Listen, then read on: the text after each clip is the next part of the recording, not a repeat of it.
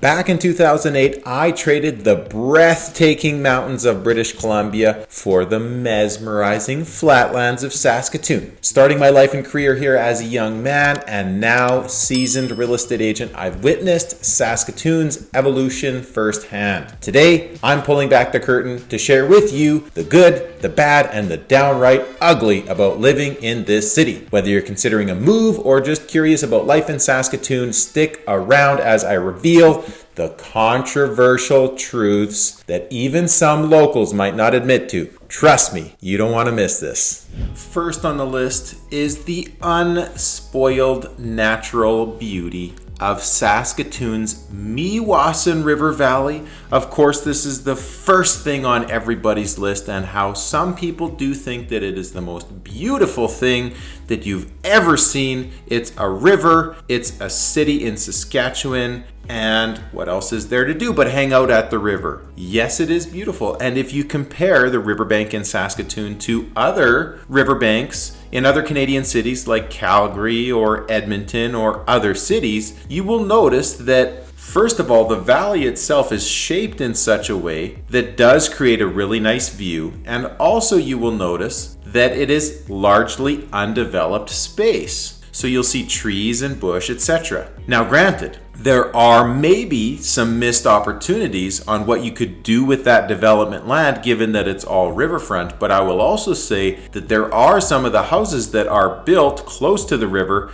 that are starting to sink into the sandy soil that they are built on. Cultural diversity in Saskatoon, that is for sure one of the best things that we have here in Saskatoon. We are the perfect example of the melting pot that we have in Canada. There are countless newcomers to Canada that choose Saskatoon as their number one starting point for their new adventure in our beautiful country. And if you ever visit Folk Fest in Saskatoon or any of our other cultural festivals, you will notice that there is a very diverse group and crowd of people that have moved from other countries to Saskatoon and all of the different cultures that we have here in Saskatoon. Our educational institutions, including the U of S. That is one thing. If you are an investor and you're looking to pick up a rental property in Saskatoon, I have always said that we are always going to have the university. Don't quote me on that. But I will say this. We do have students coming from all over the globe to enjoy what we have to offer at the U of S. And we do have this synchrotron, which is more complicated than I have ability to understand, but I will explain it the best I can on a separate video. And scientists will come from all over the world to use those facilities for additional science and research. However, the majority of people that go to the U of S and pay large amounts of tuition, my question is, what is the ROI on the tuition fees that they spend? Now granted, I suppose that's not specific to the U of S, that's university in general, but that's my personal opinion. Affordability. This is a hot topic right now. If you look at other cities that are available to move to in Canada in the prairies, Calgary is definitely a hot spot right now. But I will say that Saskatoon is a hidden gem. The prices in Calgary have already gone up a lot since COVID, and yes, it's close to the mountains, but the opportunity that we have here in Saskatoon is one that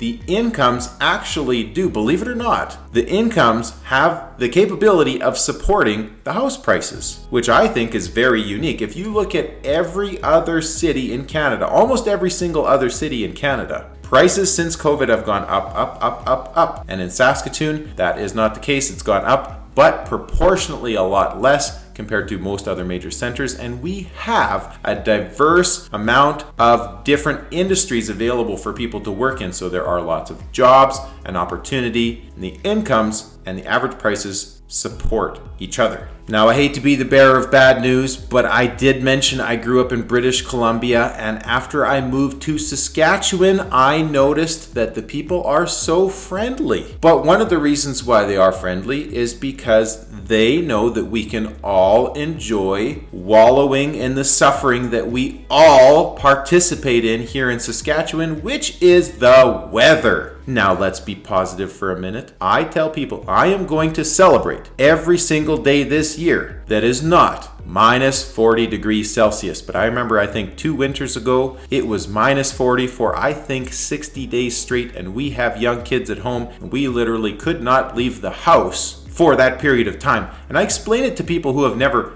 been in somewhere this cold or lived somewhere this cold. You literally, from here, I don't know, 20 feet to where I got to take my garbage out to the curb so that the garbage truck can take it. If I don't put on, I can put on a big parka, but if I don't put on mitts and a toque, I walk halfway there and be like, oh my goodness, I am not going to make it all the way there and all the way back if I don't go back in, put on my toque and mitts. And you go out, it's so cold, you breathe in through your nose and your literally nostrils freeze stuck together. I am not joking. It is cold here, and I grew up in BC, and I swear to goodness that we had an extra 4 months of summer. And I know I'm complaining, oh my goodness, it's not so bad in Saskatchewan, at least we don't have tornadoes. Let's be real, folks. It is chilly, but it is bearable, and it is a dry cold, which means if it's not too windy, at least it's not wet. The public transit in Saskatoon is, I hate to say, a little bit of a joke. The public transit in Saskatoon is almost unnecessary. Outside of, I know some people need to commute to downtown, and yes, the parking downtown is not all that great, but the transit system is a little bit archaic. Nobody really uses it, and with the expansion that's planned to happen downtown, I really have no idea what they are going to do, but I am excited to see what happens, which leads me to my next point, is the downtown in Saskatoon in general is a little bit of a gong show. And the reason why I say that is because Saskatoon has continued to expand in what they call urban sprawl, and so nobody really took the time, care, and attention to want to build Saskatoon up in the downtown area. And of course, we've got nothing but land here in Saskatchewan, so why would you? But if you actually do want to live downtown and you want to create more density, what looks like their plan is right now, I don't know how they're going to do that, because as an example, there's no good major grocery store downtown. Economic stability in Saskatoon. I mentioned very briefly, but we have potash, we have farming, we have a booming tech sector in Saskatoon, and we also have uranium mines here in Saskatchewan. We also have oil here in Saskatchewan. So unlike Alberta, which I know is largely reliant on oil, and I know they are definitely big ups and big downs in Alberta, here in Saskatchewan, we are generally speaking a lot more balanced. Now, I jokingly say that our market in real estate largely reflects our landscape, which is flat and boring. But if you're looking to make money in real estate, it's all about cash flow. We do have positive cash flow properties here, like I said, about the affordability. And you want your real estate journey to be somewhat boring. At least it's predictable. And if it's terrifying, maybe that's not a good thing when it comes to the real estate market in general.